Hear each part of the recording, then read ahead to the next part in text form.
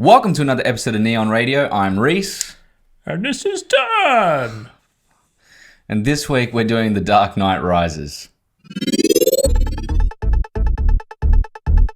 The Dark Knight Rises picks up 8 years after the Dark Knight's events. A terrorist named Bane takes hold of Gotham, and Batman is thrust out of the shadows once more to save the city and its people.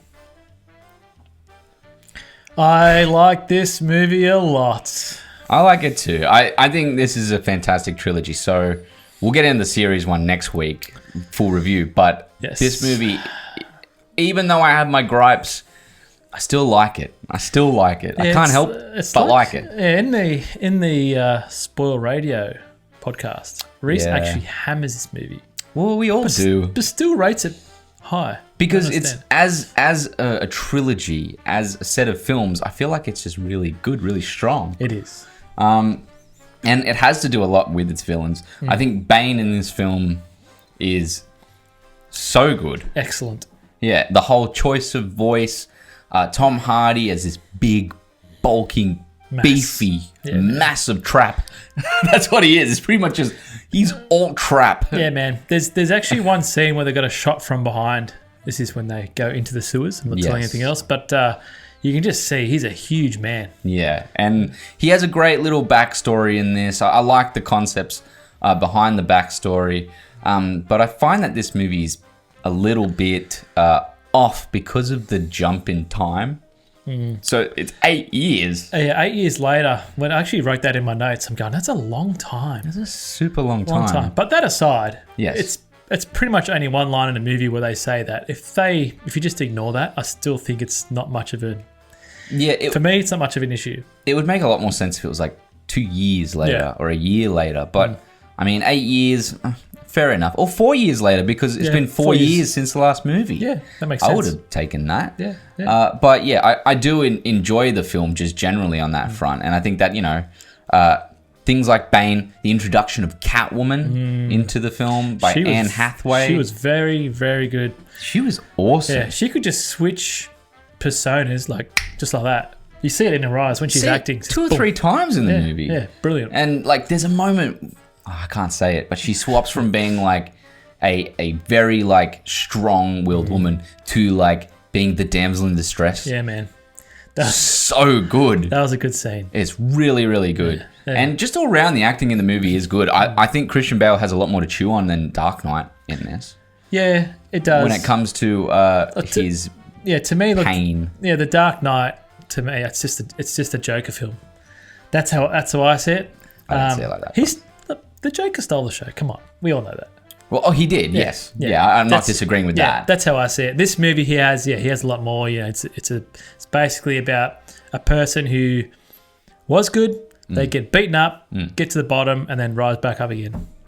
So don't tell the whole story. No, I'm not. But that's the simplest way. It's pretty much like any superhero movie or any feel-good movie. Well, they describe, Nolan describes that Batman Begins is fear, The Dark Knight is chaos, and Rises is about pain. And I do think that is a big concept in this film. Yeah, man. And overcoming pain, it's also about getting past those type of things and working with them. Yeah. Thematically, the movie is not really too strong. Not really. Just accepting fear. Yeah. It is a opera to me. Yeah. It is a big staged event. And when you watch it, you do feel like Begins is the origin detective film. Dark Knight is the mobster film. And this is our big opera. This is our end piece. I find, though, it's hard to say. It's anticlimactic, but it is in my way. Satisfying as well. Yeah, because if there was one part at the end that didn't exist, then I think it'll end on a downer. Yeah, I get what you mean. Yeah, you got to watch it to understand. But the way they finished it, I think it was. Yeah. And there's some scenes in it that are really, as going back to the opera thing for just one quick moment, there's scenes that are very big and verbose, and they're shot with these big, wide camera lenses. Yep. And these wide shots are really beautiful. Yeah. So speaking of those wides, it's good that there's a lot more storytelling in the shot in this movie, where the other two, they do feel a bit more claustrophobic. You get to see a bit more of the Batcave, which I thought was great. Yeah. And also, like those big open wides of the city. Oh, it's amazing. Yeah, well, you said a lot of it is even a lot more eyeline levels in this film. Yeah, technically, I think this is the best shot film. Yeah, I kind of have my differences in the grade of the film, my idea, but that's, I guess, an edit thing. Yep. And the grade of the film, this one here, it's clean. It is. Very clean. It is. And it looks all, perfect. The whites are perfect, everything. When the other films are, like, very graded. Yeah. Super graded and saturated. Yeah. But the edit in this movie is my biggest gripe. I think that there are so many editing problems, and there's so much fat.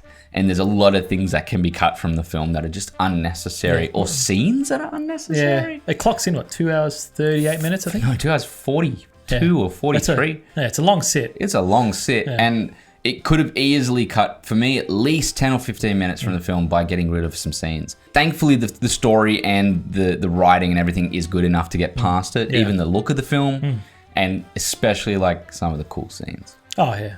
Man, that opening scene... I don't know what this guy does, but his opening scenes... It's good. Nolan's opening scenes are so good. Tenet's opening scene. I'm trying to think of Tenet's one now. Where they're in the government building. The government building where there's like the hijackers. They go in with the SWAT team. Oh, yeah, that's right. Man, how can I forget that? How do you forget that? Yeah, that was pretty intense. That one there, there's the Joker scene, the heist. Yeah, it pretty much started from there with... those opening scenes. Yeah. And it's so good. I mean, so good. Yeah, it's really well done. Yeah, and they're all believable. Like they look really real. Yeah. I think technically this movie's much better than the other ones. There's more gadgets to play with as well, which is cool. And yeah, it's like I said, it's a really good send off. Yeah, it is. And the last 5-10 minutes is pretty strong. Oh yeah. It's speaking of strong, the beating of Bane's drum music. Oh man, Hans Zimmer, did he get an Oscar for this? I don't think he did. I don't think this movie wasn't nominated at all for anything. Yeah, I think anything he puts his hands on. Look, there's a lot of great composers out there now as well, but it's the driving factor of these films. Yeah. You got the awesome music, an awesome story, and an awesome director. Man, what else can go wrong? You know what I mean? I don't know. Yeah. And just some really cool scenery, like cool shots and everything. Yeah. So, final thoughts, Dan. Final thoughts. I've pretty much said everything. Yeah. So look, it's like I said, it's a good send off. The cinematography's personally, it's much better than the first two if you're into that sort of thing. Bane is an awesome villain. Yeah, he's pretty cool. And we've talked about it on the podcast. Anytime he's on screen, you just drop everything and just listen.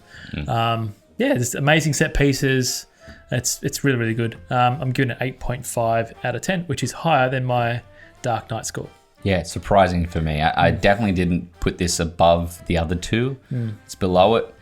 I still love this movie. I still think it's fun to watch, and I will happily watch all three in a row like I did this time. I probably missed Batman Begins, I think. No, I'd go straight for it. I like Batman Begins more even. So, I mean, they're definitely a series, a trilogy that is super strong for me personally. And I like the ideas behind it. Sure, the execution isn't completely great, and I think that they could have molded the story a little bit different, a bit better. But I'm giving this one an 8.5 out of 10.